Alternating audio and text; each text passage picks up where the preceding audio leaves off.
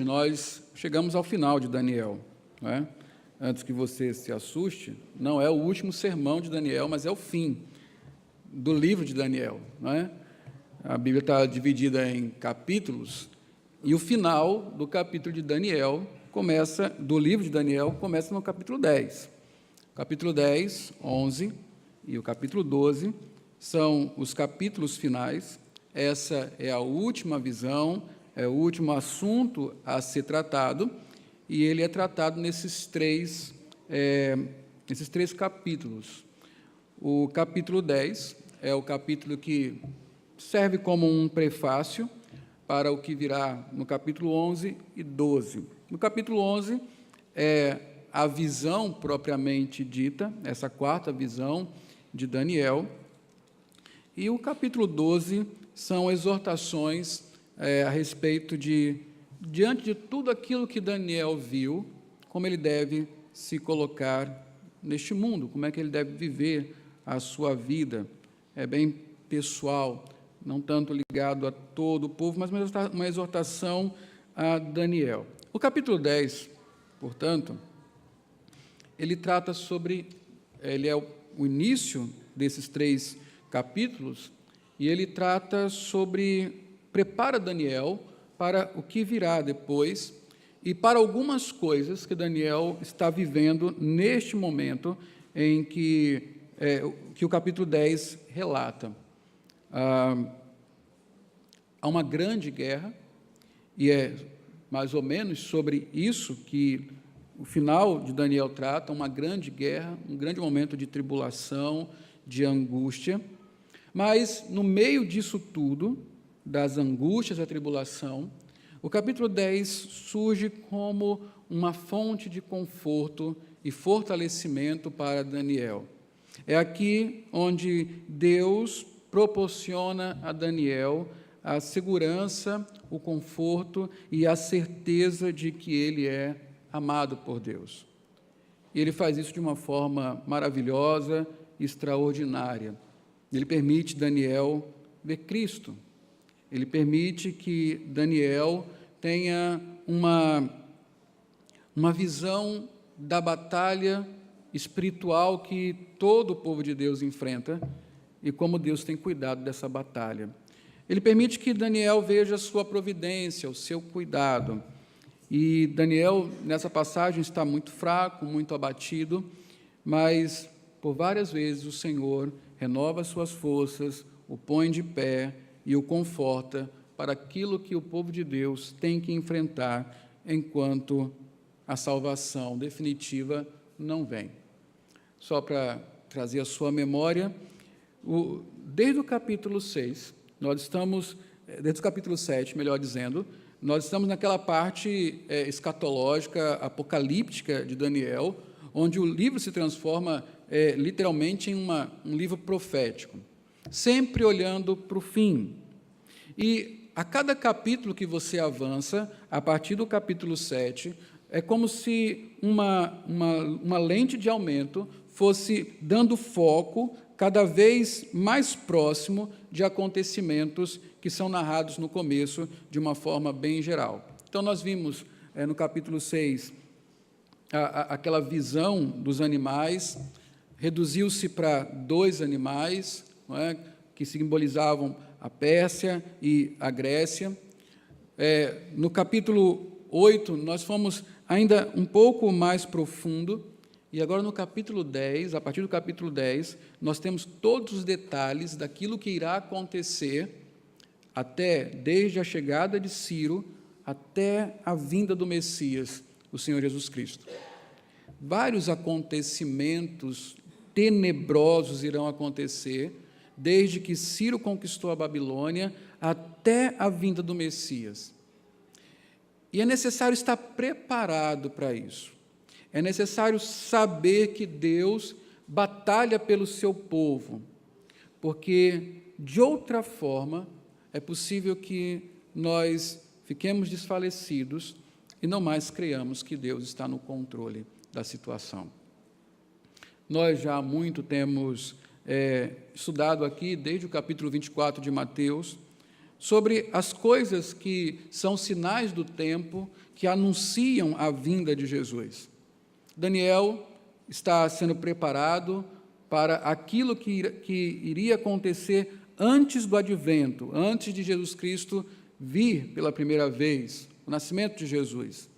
Essa mesma passagem pode nos preparar para aquilo que irá acontecer como sinal do tempo para a segunda vinda de Jesus, porque nós também aguardamos o Messias e precisamos entender que até que Cristo volte, as coisas não são fáceis para o povo de Deus e que ele precisa estar ciente de que o Senhor está no controle de todas as coisas. É Deus quem guerreia por nós. Talvez seja este justamente o melhor título para esse sermão, o Deus que guerreia pelo seu povo.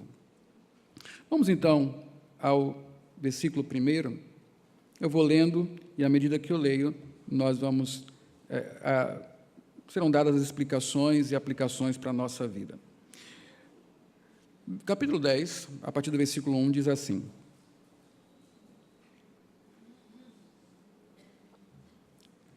No terceiro ano de Ciro, rei da Pérsia, Daniel, chamado Beltsazar, recebeu uma revelação. A mensagem era verdadeira e falava de uma grande guerra. Aí está o assunto que vai percorrer esses 3 capítulos. Falava de uma grande guerra. Esse é o nosso tema aqui, muito importante isso. Na visão que teve, ele entendeu a mensagem. Resumo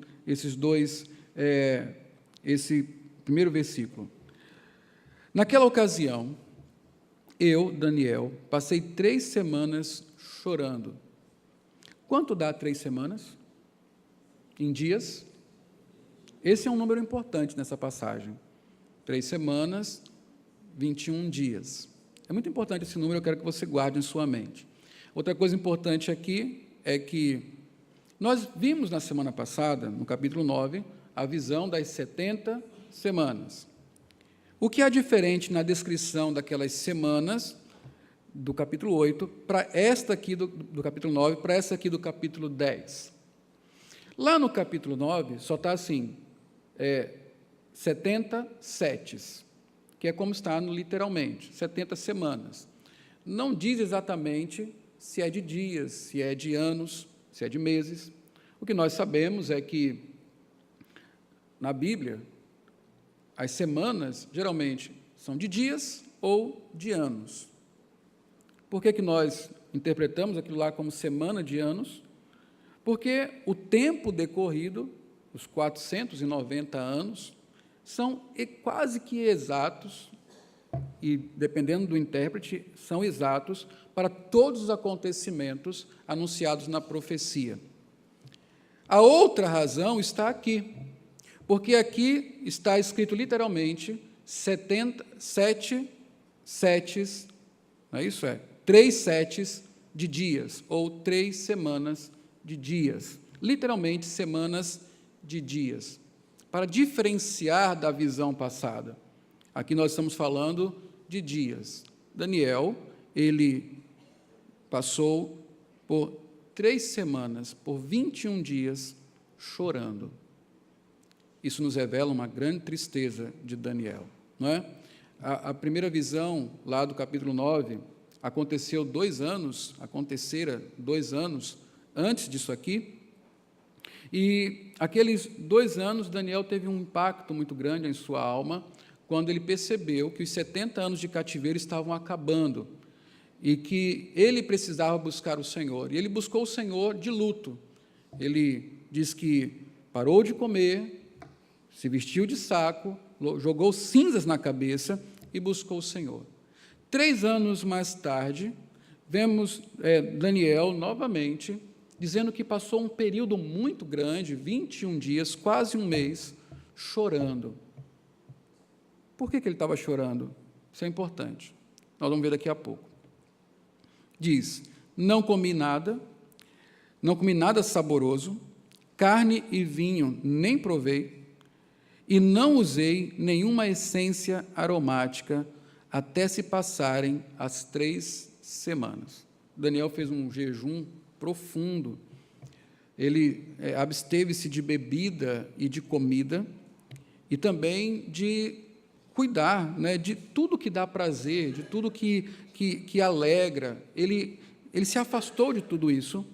Ele, mais uma vez, se coloca como uma pessoa de luto, e ele foi buscar o Senhor durante 3 semanas. Bom, aqui há uma coisa importante para você saber por que Daniel está jejuando tão intensamente e buscando o Senhor desta forma. O importante aqui é você saber o tempo, para você entender o que está acontecendo. É o 3º ano de Ciro. O que aconteceu entre o 1º e o 3º ano de Ciro? Vamos para Esdras, no capítulo 4.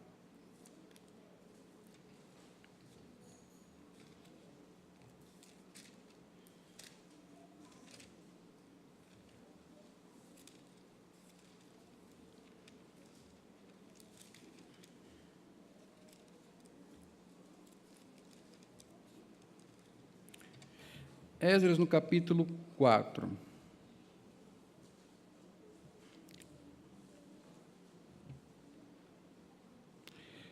Antes de ler o 4, eu só quero que você se coloque no tempo a respeito do livro de Esdras. Esdras,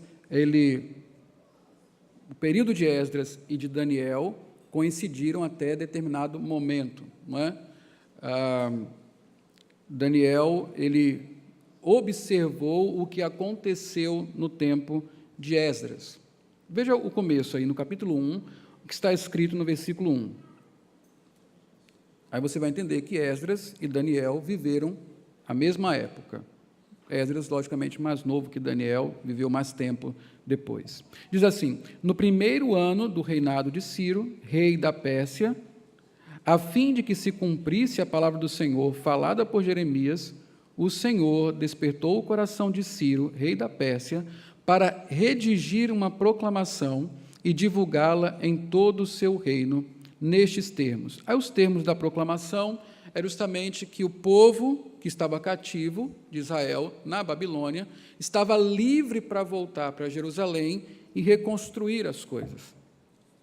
Mas eles fizeram isso, eles foram para Jerusalém.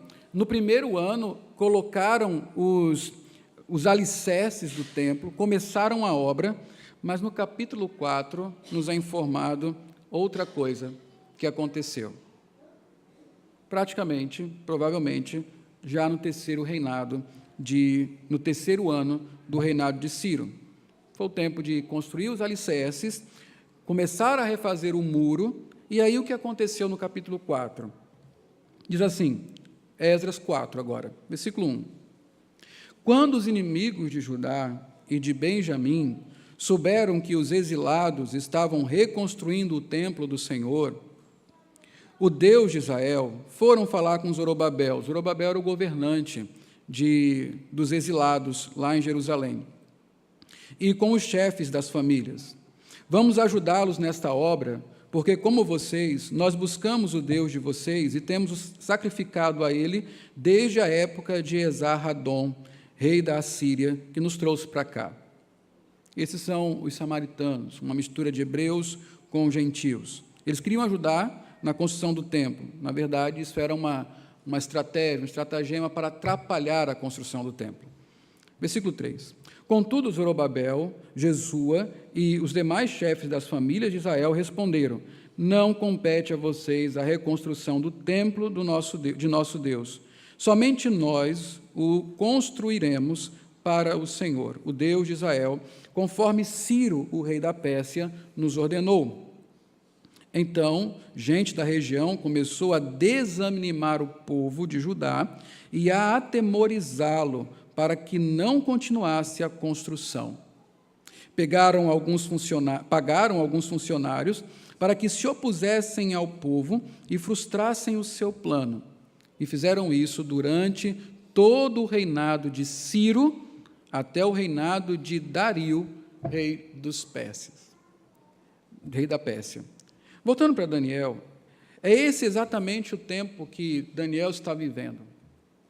Depois de um tempo de muita euforia, se você ler o capítulo 1 de Esdras, você vai perceber que o povo lançou os fundamentos e houve uma grande festa, mas não muito tempo passou, e agora a obra do templo é parada. Um filho de Ciro, Cambises, que o sucedeu durante pouco tempo, 8 anos apenas, mas que começou a reinar junto com seu pai, mandou parar a obra do templo. Durante todo o reinado de Cambises, o templo não foi mais construído.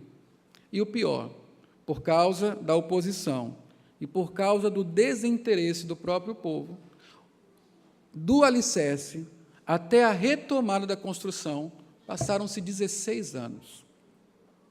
Agora, lembre-se de Daniel, orando no capítulo 9, confessando o seu pecado e pedindo a Deus que, por amor do seu próprio nome, reconstruísse tudo. Senhor, nos leva de volta. Senhor, refaz o teu templo. Senhor, perdoa o nosso pecado. Daniel vê isso acontecendo no primeiro ano, mas agora, nesse momento, ele está vendo tudo parado. Imagine a tristeza no coração de Daniel observar que aquilo que ele tanto orou, por aquilo que ele buscou ao Senhor, que ele jejuou, agora está completamente parado. Novamente parece que o povo vai ser oprimido.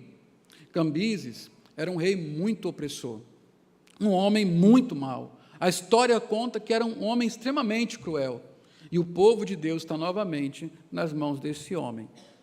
Ele parece não querer favorecer o povo, porque ele mandou parar a construção do templo.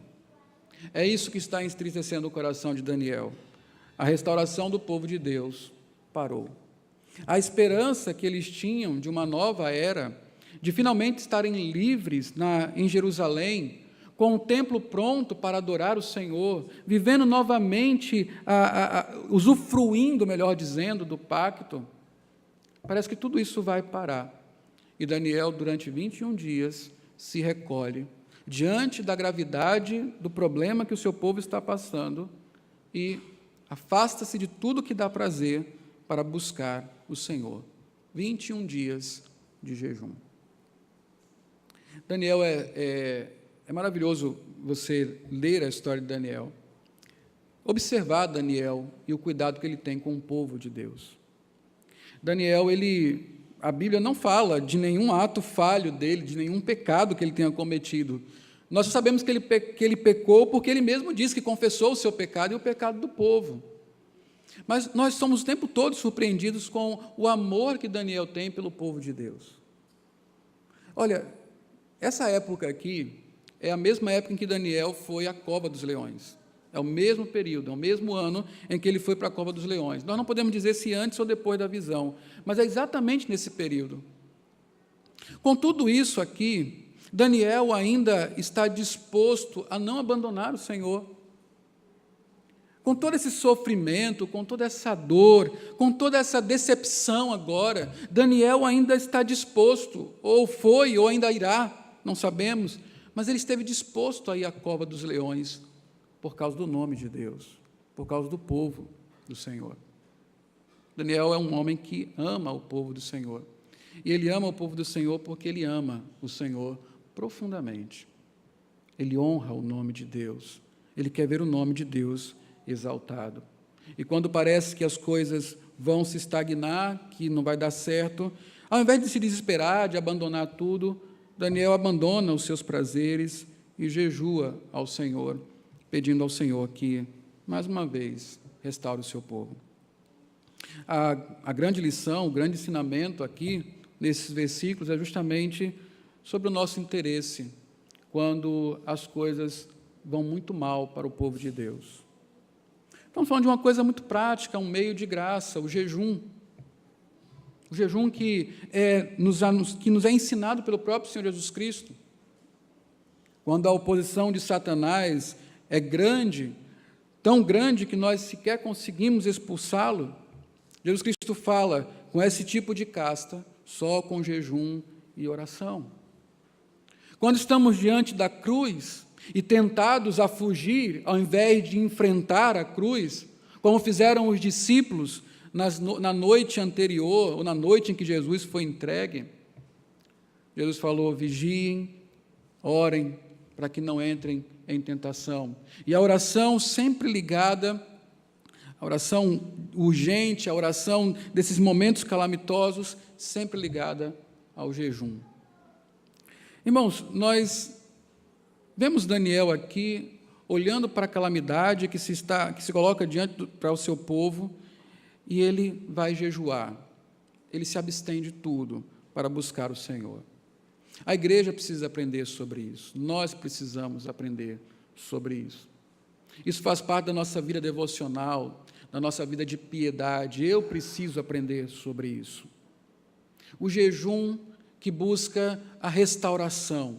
E não apenas para as coisas que dizem respeito à minha vida, aos meus projetos pessoais, mas que diz respeito ao povo de Deus. Será que nós vivemos um tempo onde a igreja deveria ser conclamada ao jejum? Será que o que se anuncia neste mundo, o que podemos perceber que cairá sobre nós, não demorando muito, requer que nós estejamos de joelho, requer que nós abandonemos o que nos distrai para buscarmos o Senhor com mais intensidade? Será que a igreja devia estar mais atenta? Porque há uma grande batalha, é assim que começa essa passagem. A verdade, a mensagem desta visão é que há uma grande guerra, é sobre uma grande guerra. E há uma grande guerra, irmãos, que nunca acaba. É a guerra contra o povo de Deus. Ela pode ficar fria em algum momento, mas ela sempre existe, e não é à toa que Deus nos manda que nos revistamos de toda a armadura de Deus. Ninguém coloca uma armadura se não estiver em guerra. Como é que o crente batalha essa guerra? Como é que a igreja militante faz isso? Como é que nós guerreamos neste mundo?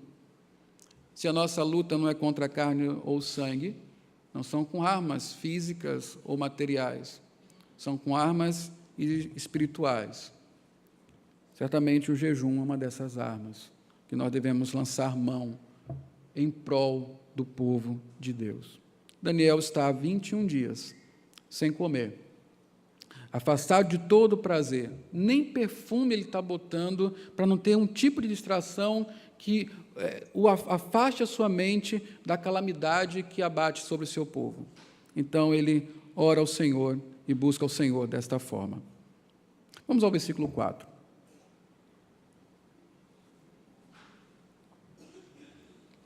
No 24º dia do primeiro mês, você sabe o que acontece de especial no primeiro mês para os hebreus?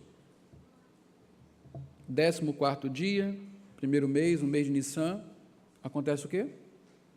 Uma data muito importante para eles. É a Páscoa. Acontece a Páscoa.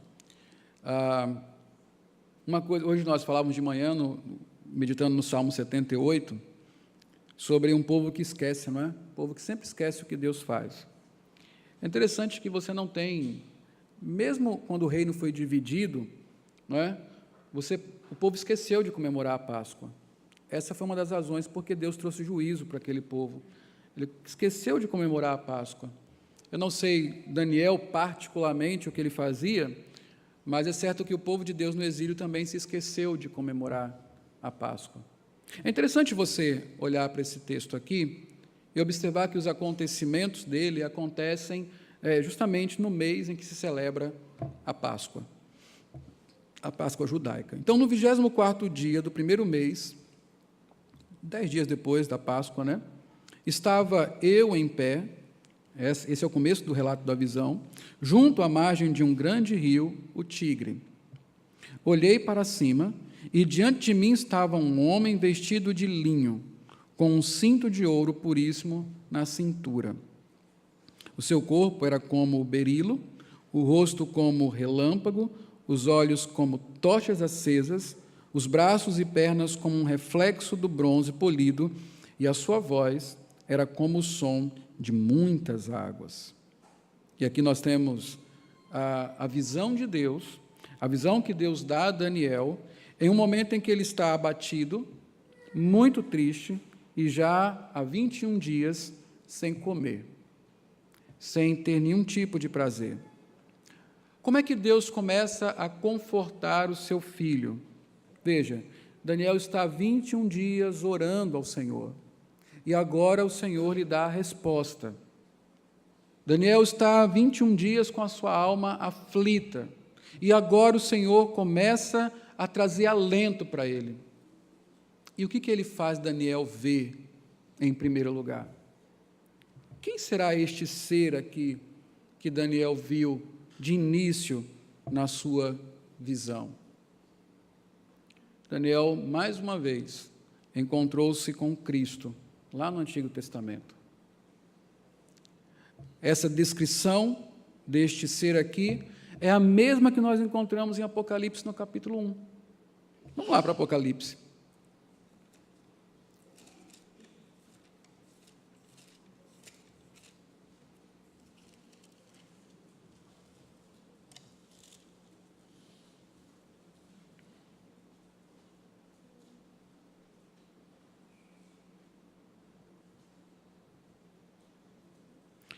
A partir do versículo 12, a visão de João, ele começa a contar a sua visão na ilha de Patmos.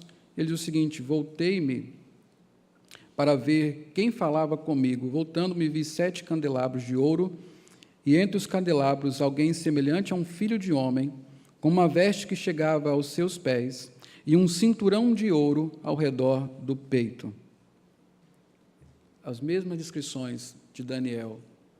Agora, sabe o que é mais maravilhoso aqui? Esse é Jesus. João viu Jesus. Daniel viu Jesus. Agora, tem um detalhe aqui em João, que é muito marcante para nós, a igreja. Porque onde Jesus estava quando João teve a sua visão? Se você voltar a alguns versículos, você vai ver que diz o seguinte, versículo 9: eu, João, irmão e companheiro de vocês no sofrimento, no reino e na perseverança em Jesus, estava na ilha de Patmos por causa da palavra de Deus e do testemunho de Jesus Cristo, no testemunho de Jesus. No dia do Senhor, domingo, achei-me no Espírito e ouvi por trás de mim uma voz forte, como de trombeta, que dizia: escreve num livro que você vê e envia a estas 7 igrejas: Éfeso, Esmirna, Pérgamo, Tiatira, Sardes, Filadélfia e Laodiceia. Então, Jesus Cristo está falando a João e ele está interessado com as igrejas. Jesus Cristo está escrevendo uma carta está mandando João escrever uma carta para ser endereçada às igrejas. Este que João está vendo é aquele que se preocupa com o seu povo. E, veja, João diz que ele é o companheiro dos receptores dessa carta no sofrimento. Uma coisa que nós aprendemos, irmãos, é que toda vez que o povo de Deus sofre de maneira aguda, o Senhor nos permite ver Cristo de uma forma mais intensa. Foi isso que ele fez com Daniel. Daniel encontrou-se com Jesus. Nada mais confortador, nada mais poderoso. A palavra da moda é empoderamento, né? Que não existe no português, é um armengue que vem do inglês, né? Empoderamento verdadeiro para o povo de Deus é contemplar Cristo. E é isso que ele mostra.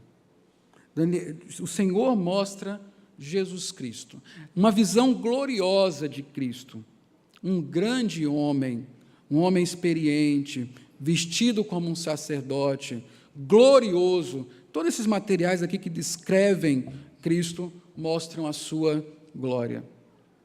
Então Deus começa a tratar o sofrimento de Daniel, levando a Cristo, fazendo-o ver o Senhor Jesus. E aqui o que nós aprendemos, irmãos, é que Deus trata o nosso sofrimento nos levando a Cristo. Nós já passamos por alguns textos aqui em Daniel, e o livro de Daniel, os primeiros capítulos, né, até os 6, nos mostram justamente isso. Quando aqueles jovens foram enviados à fornalha sobremaneira acesa, quem estava com eles lá? Jesus. E quando Daniel foi à cova dos leões, quem estava com ele lá? Jesus. Agora não tem fornalha, agora não tem cova de leões, mas tem uma situação de calamidade para o povo de Deus. Há uma situação de desespero, de vida e de morte. As coisas vão se desencadear tão terrivelmente, daqui a poucos anos, desse tempo aqui, a poucos anos, nós vamos entrar na história de Esté.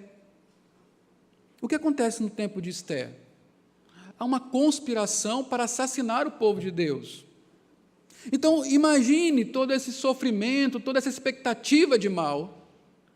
O que Deus faz? Nos mostra Cristo, nos conduz a Cristo. O povo judeu não entendeu isso. Depois da guerra dos Macabeus, quando o povo de Deus foi, de fato, quase que exterminado, na plenitude dos tempos, quem foi que Deus mandou? Jesus. Só que não mais numa visão, agora ele se manifestou em carne e osso, diante do seu povo. E aí está o pecado de Israel, não querer ver Cristo quando ele estava ali, na frente deles. Mas esse muitas vezes é o nosso pecado. O nosso pecado é não encontrar suficiência em Cristo no momento das nossas dores, calamidades e sofrimentos. O Senhor nos mostra a cruz, o Senhor nos mostra a redenção, o Senhor nos mostra a glória de Cristo, nos mostra o seu amor, nos mostra o seu poder, as suas promessas. Ouça Jesus falando: eis que estarei convosco até a consumação dos séculos. Mas parece que a nossa alma está tão angustiada e, ao mesmo tempo, tão rebelde. Não uma alma que está quebrantada diante de Deus, afastando-se dos prazeres a fim de buscar o Senhor, mas tão rebelde, tão angustiada, tão cheia de direitos, que mesmo quando o Senhor nos mostra Cristo em sua palavra, Ele não nos parece suficiente. Mas esse é o plano de Deus. Quem satisfaz a alma, quem traz de novo alegria, quem dá esperança no meio do sofrimento, da calamidade, é Cristo. E não é à toa que Deus fez Daniel ver Cristo glorioso, a fim de tratar e animar Daniel diante das calamidades que atingiam o seu povo. Cristo nos basta. Há um hino antigo, eu conheci pela voz de Atenil de Cunha, uma música da igreja, já não está conosco, e ela cantava justamente: Cristo satisfaz minha alma, pois em meu lugar morreu, sofreu, satisfaz completamente. Imagine, irmãos, que o Senhor nos manda buscar satisfação em Cristo em meio aos nossos sofrimentos. E foi isso que ele fez com Daniel. A visão começa com a visão de Cristo glorioso. Vamos ao versículo 7, então. Somente eu, Daniel...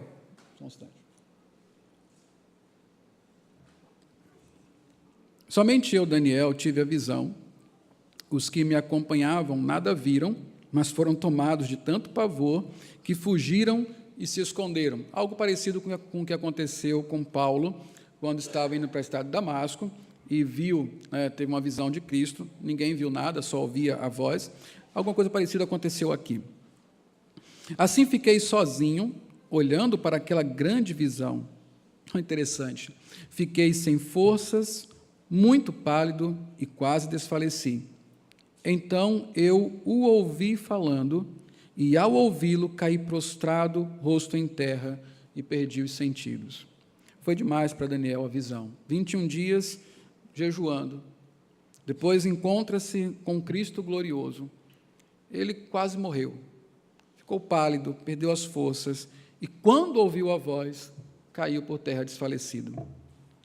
Irmãos, uma coisa que nós precisamos entender é como a palavra nos fala sobre as visões que homens tiveram de Cristo glorificado ou de Deus glorificado.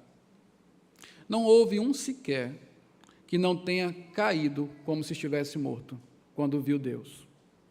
Isaías pensou que ia ser fulminado. A expressão que ele usa é de como se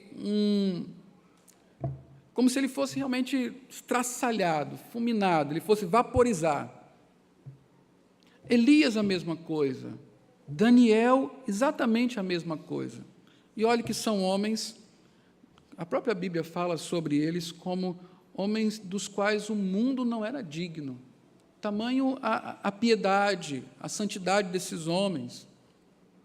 Ao verem Deus glorioso, revelado em Cristo, eles caíram no chão, perderam suas forças. Sabe o que é impressionante?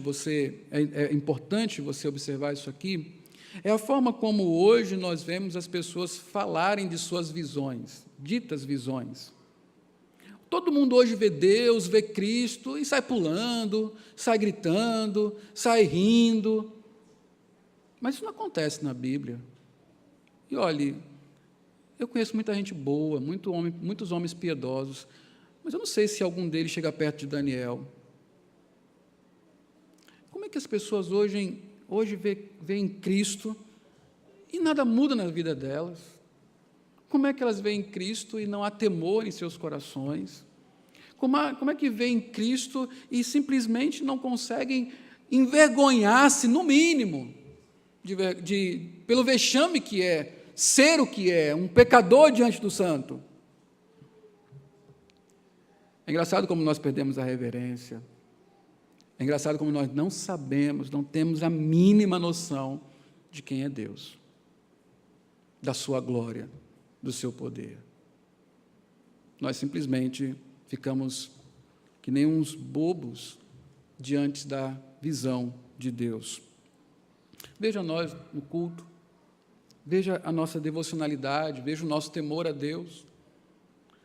Se você imaginar não, se você parar para pensar que não há momento em que você não esteja na presença de Deus, que não há momento em sua vida que Deus não esteja presente, ainda que invisível, mas como Paulo diz, real. Os seus pensamentos estão diante de Deus, o seu coração está diante de Deus, suas motivações estão diante de Deus, o seu segredo está diante de Deus, aquilo que você faz escondido não pode ser escondido de Deus.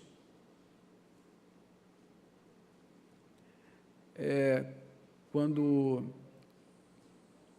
se pregava sobre o temor do Senhor, Jonathan Edwards, pecadores na mão de um Deus irado, o Espírito Santo moveu de tal forma pela mensagem de um Deus que ele contempla o pecador e que tem todo o poder para consumi-lo, que as pessoas pensavam que o chão estava se abrindo, que eles iam cair no inferno. Alguns homens se seguravam nas colunas da igreja, outros se seguravam aos bancos, com medo da ira do Senhor. Esse espanto com a glória de Deus, esse temor que o Senhor desperta, essa reverência diante do Criador, nós não podemos perder isso. O Salmo 77 nos ensinou sobre isso, sobre temer a Deus. Deus é temível, mesmo para o mais santo dos homens. Nós não podemos nos afastar da reverência do Senhor. O simples fato de sabermos que estamos diante de Deus o tempo todo deve despertar em nós a reverência, o temor do Senhor. Foi isso que aconteceu com Daniel. Ele não suportou a glória de Deus. Ela é insuportável. Ele caiu por terra. Deus se apresentou a ele e falou com ele. Agora o versículo 10. Em seguida, a mão de alguém tocou em mim e me pôs sobre as minhas mãos e meus joelhos vacilantes. Apareceu alguém, provavelmente o anjo que está acompanhando Daniel nessas visões, Miguel, e começou a levantá-lo. Mas Daniel estava tão fraco que ele não conseguiu ficar de pé logo, ele ficou em gatinhas, de 4, e mesmo assim com o joelho tremendo. Ele estava muito abalado, tanto pelos 21 dias de jejum, quanto pela visão que teve. E ele disse: Daniel, você é muito amado, preste bem atenção ao que vou lhe falar. Levante-se, pois eu fui enviado a você. Quando ele me disse isso, pus-me em pé, tremendo. Daniel demora-se para recuperar. Mas o homem que apareceu, o anjo que veio a Daniel, isso é uma coisa muito importante, muito bonita. Daniel, você é muito amado. Daqui a pouco isso vai ser repetido, mas agora nós já podemos pensar sobre isso. Como Deus ama os seus filhos. Isso já tinha sido dito para Daniel no capítulo 9. Você é muito amado. E aqui está outro ponto para o nosso conforto. Ver Cristo é a primeira coisa. mas saber que somos amados por Deus. Você é muito amado. Irmãos, a vida para o cristão, a vida para aquele que aguarda a volta de Cristo, ela é uma vida que trará muitas coisas boas, mas que trará muitas coisas ruins também. Uma grande ilusão para os crentes de hoje é achar que o gozo da salvação se dá completamente nesta vida. Não dá. O gozo da salvação não é completo nesta vida. A redenção ela se torna completa, e o seu gozo completo, o seu usufruto completo, quando Cristo voltar. Enquanto isso não acontecer, nós temos que ouvir a voz de Cristo dizendo: no mundo tereis aflições. E olhe, não é só que é comum na vida que se tenha aflições. Jesus Cristo não está falando isso. Ele está dizendo exatamente que por você ser crente, por você fazer parte do povo dele, neste mundo estão reservadas para você aflições particulares para quem é crente. Porque lembra do Sermão do Monte, no capítulo 6, quando Deus fala para buscar em primeiro lugar o reino dele? Ele está falando isso porque ele quer tratar a ansiedade no coração dos seus discípulos. Eles estão ansiosos. Jesus falou que eles precisavam amar inimigos, Jesus falou que eles precisavam deixar tudo, Jesus falou sobre negar a si mesmo, e eles estão perguntando: nós vamos comer o quê? Vamos vestir o quê? Tudo bem, deixamos as redes, largamos tudo, estamos seguindo o Senhor, mas como será o amanhã? Comida, bebida, roupa. Jesus falou: espera aí, amigo, isso é coisa de gentil, isso é coisa de quem não conhece a Deus. Vocês têm que buscar o reino do Senhor. De fato, quando você se torna um crente, há problemas que só você irá enfrentar porque você é crente. Quem quiser viver piedosamente neste mundo, sofrerá perseguição. Mas bem-aventurados sois vós, quando por minha causa vos insultarem, caluniarem, perseguirem. Isso é próprio da vida cristã. O cristão neste mundo sofrerá aflições, e muitas delas são exatamente, você não sofreria se não fosse um cristão.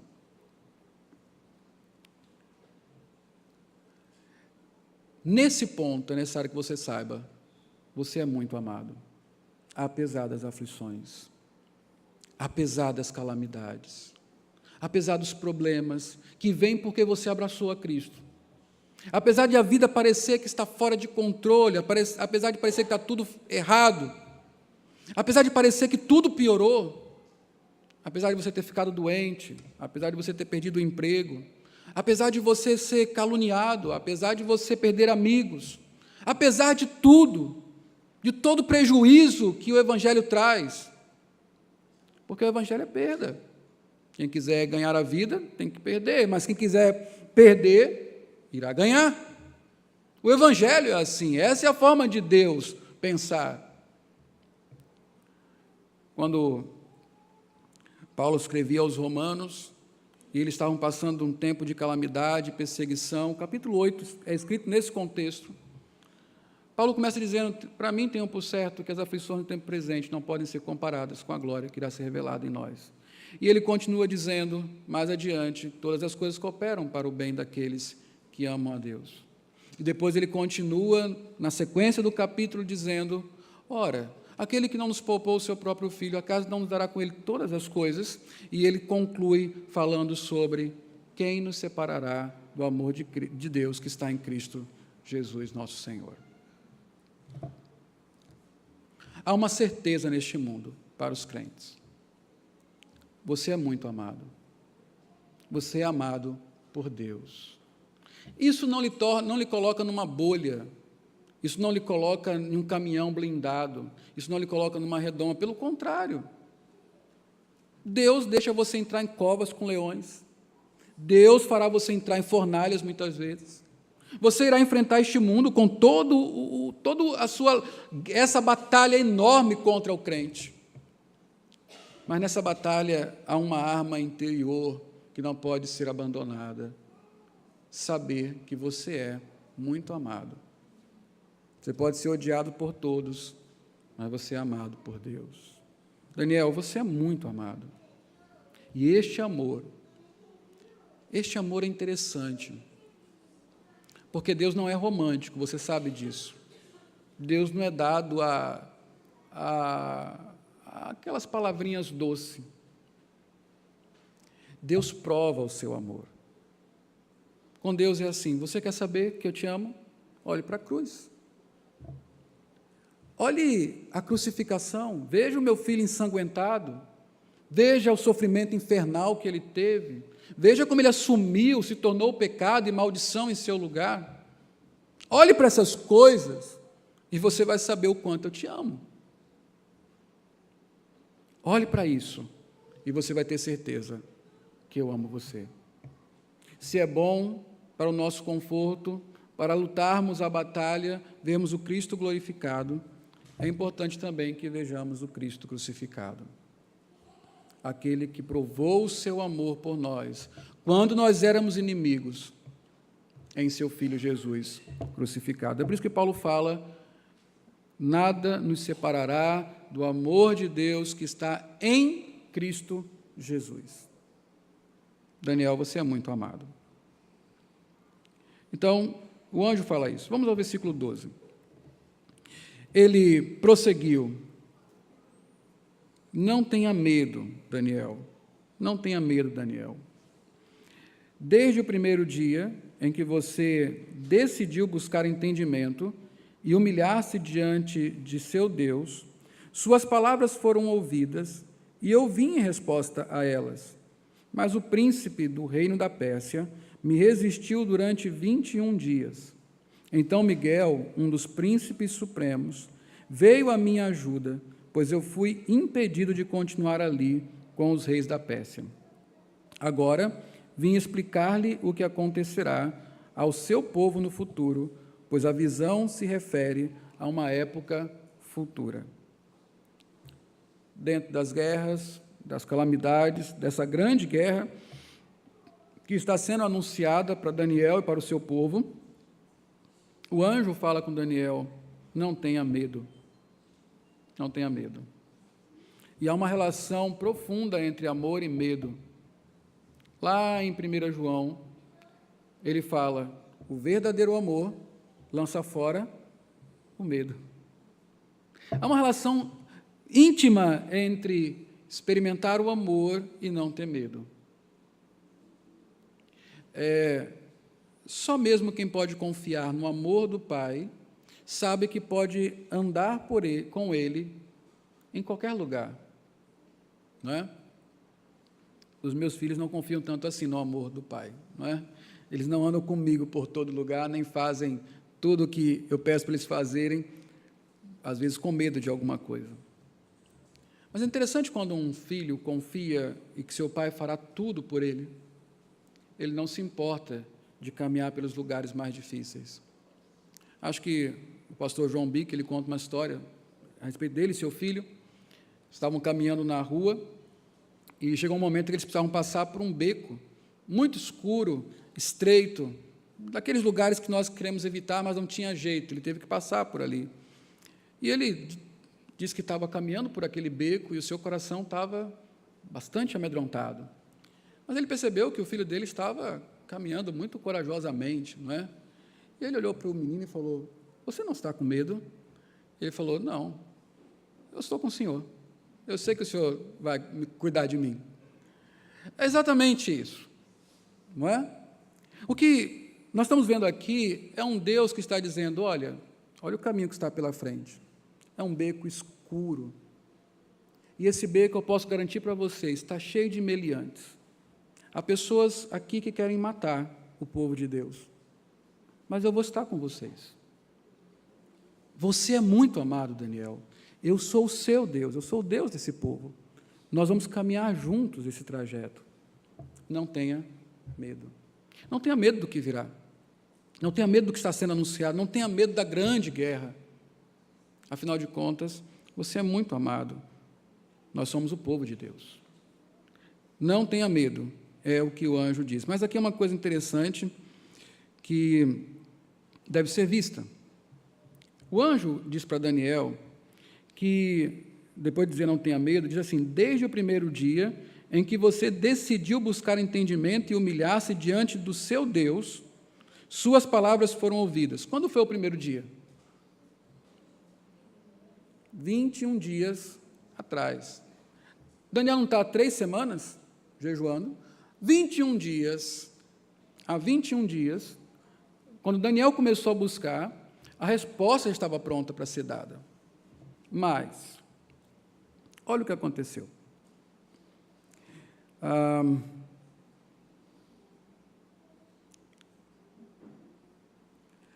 Não tenha medo, desde o primeiro dia em que você decidiu buscar entendimento e humilhar-se diante de Deus, suas palavras foram ouvidas e eu vim em resposta a elas.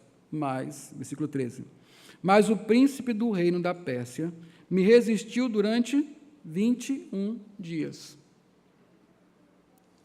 A resposta chegou 21 dias depois, porque entre o primeiro dia e o 21º houve uma batalha, houve uma guerra. O príncipe do reino da Pérsia me resistiu durante 21 dias. Essa guerra foi tão intensa que o guardião do povo de Deus, Miguel, teve que entrar na jogada. Então Miguel, um dos príncipes supremos, veio em minha ajuda, pois eu fui impedido de continuar ali com os reis da Pérsia. Agora vim explicar-lhe o que acontecerá ao seu povo no futuro, pois a visão se refere a uma época futura. A resposta de Deus era fazer com que, mostrar para Daniel o seu plano, como Deus sempre faz. Toda vez que o povo está em dificuldade, Deus revela para ele a consumação, como as coisas irão terminar. Ele não faz o povo pular a história, ele conta a história e mostra, o final é feliz. Então o anjo veio para mais uma vez dizer para Daniel, olha, lembra, o final é feliz. Só que não pôde ser rápido. 2 guerras estavam acontecendo. Quando Cambises assumiu o reinado, ele se opôs ao povo de Deus. E estava tendo um conflito físico mesmo. É o reino da Pérsia contra o povo de Deus. Agora, irmãos, não há batalha física, não há batalha temporal para o povo de Deus que não tenha um equivalente espiritual. Você não pode esquecer disso.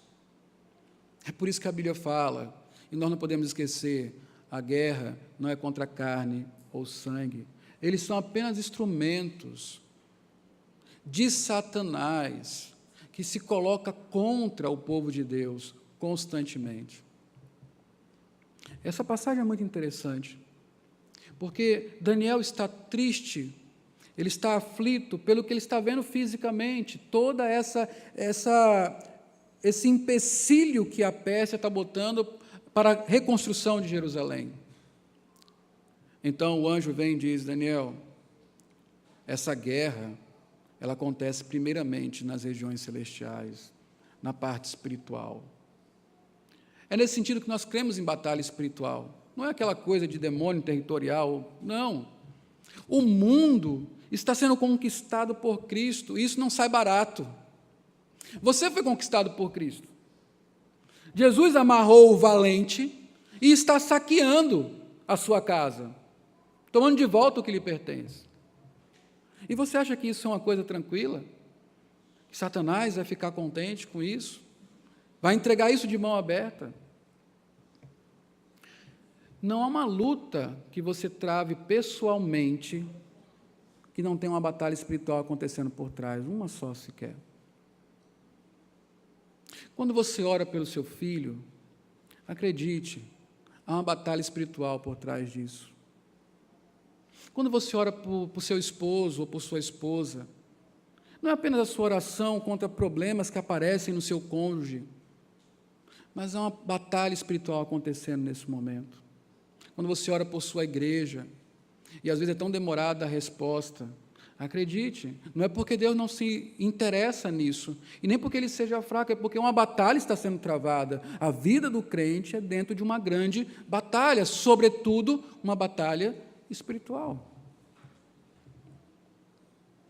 É isso que ele está dizendo. A resposta, Deus se interessou logo, mas antes, uma batalha tinha que ser vencida. Há inimigos contra vocês. Querido irmão, entenda isso. Eu demorei um pouco a entender, mas quando eu entendi foi muito bom para a minha alma. Quando nós estamos escravizados por um pecado, quando nós estamos dominados por um desejo, isso não é uma coisa apenas de descontrole. Estão batalhando por sua alma. Essa é uma batalha espiritual. Essa é uma luta, por isso que nós temos que descer e quebrar os nossos joelhos em oração. Por isso que precisamos jejuar. Precisamos lutar espiritualmente, não apenas fisicamente. Veja o que aconteceu aqui, o que o anjo está dizendo. Não é que Deus não tivesse poder para de uma hora para outra acabar com tudo isso, mas o plano de Deus era guerrear a guerra, era batalhar a batalha. E ele enviou o seu anjo para isso, para lutar contra o rei da Pérsia, que o resistiu. Mas bastou ele e Miguel para que tudo acabasse bem. Você vive uma batalha espiritual. Não há momento em sua vida que você pare para adorar, para orar, para interceder, em que não haja uma resistência espiritual contra isso, e que os anjos do Senhor precisem ser acionados para que a resposta venha. A boa notícia é, apenas 1/3 dos anjos caíram. No céu ficaram os outros 2/3. Para cada um anjo de Satanás, há 2 de Deus.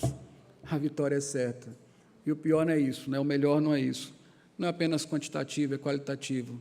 O general é Cristo. A batalha vai ser vencida, mas ela precisa ser lutada. Ela precisa ser enfrentada. Voltando a Efésios 6. Revista-se de toda a armadura de Deus, que em suma ore com súplicas e ações de graças.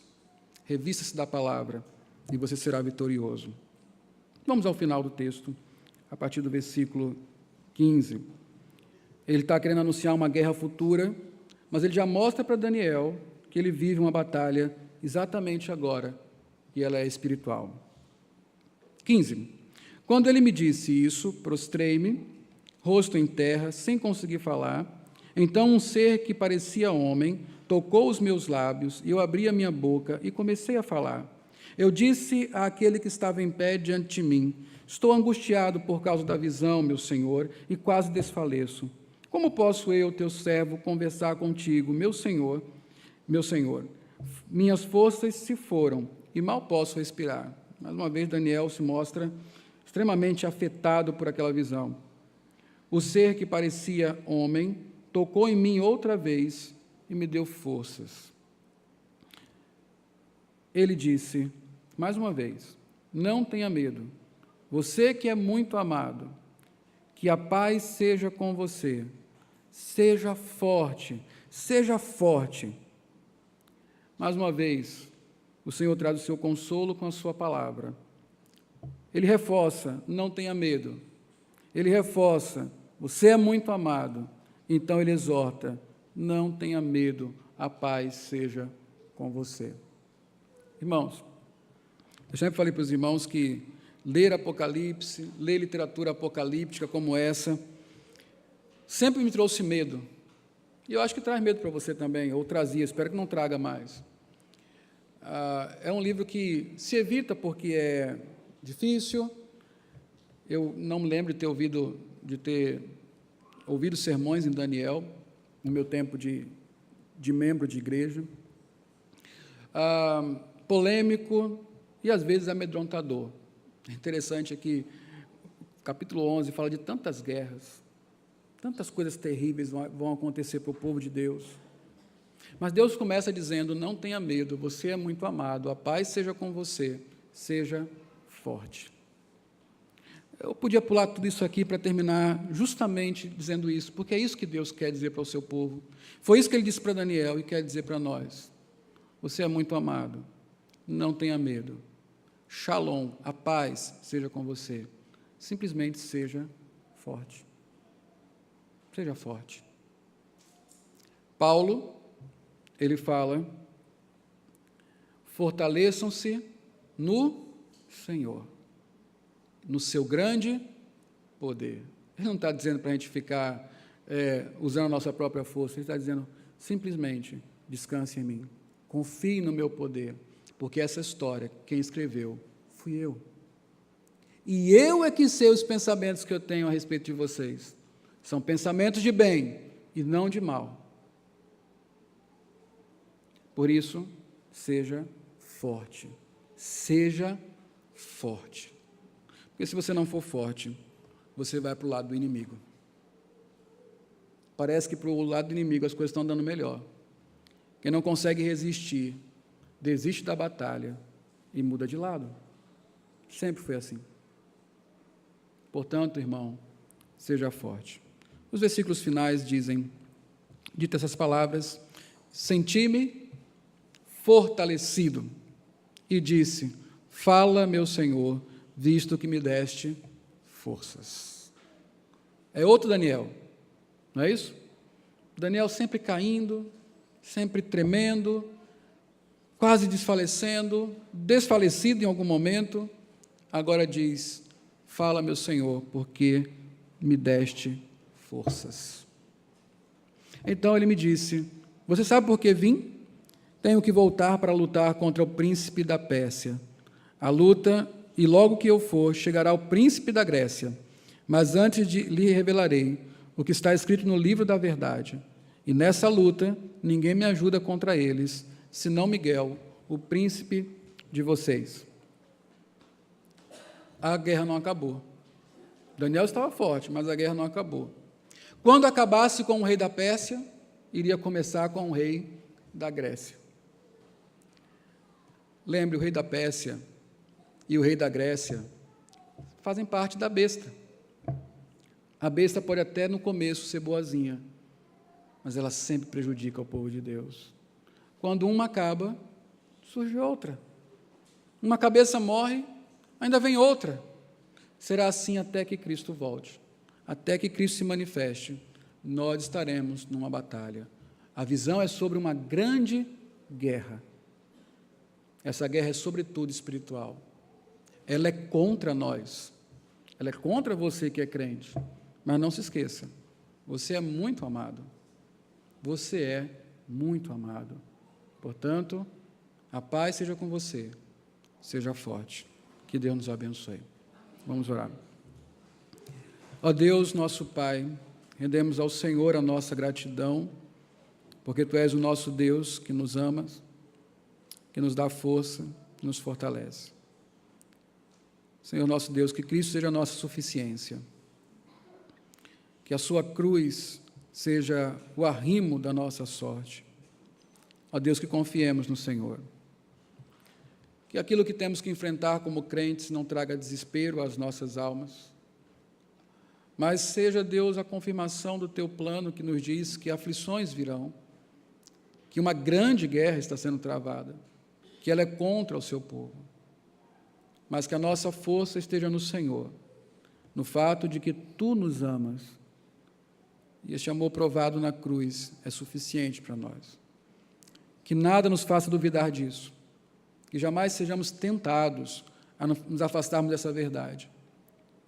E conscientes do Teu amor, ó Pai, experimentando o Seu amor dia a dia, nós enfrentemos este mundo com coragem, com força e gozando da Tua paz, a paz que excede todo entendimento.